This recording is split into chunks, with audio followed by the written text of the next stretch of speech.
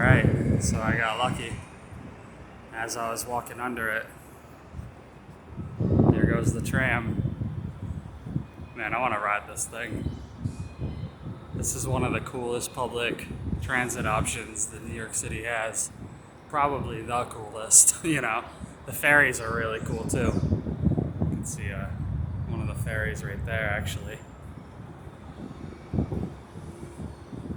There they go. And it stops like right there at 59th Street. I think it's like 59. It might be like 50th actually. Somewhere in there.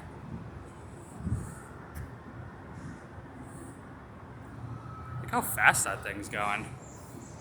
It's like already to Manhattan. That was cool.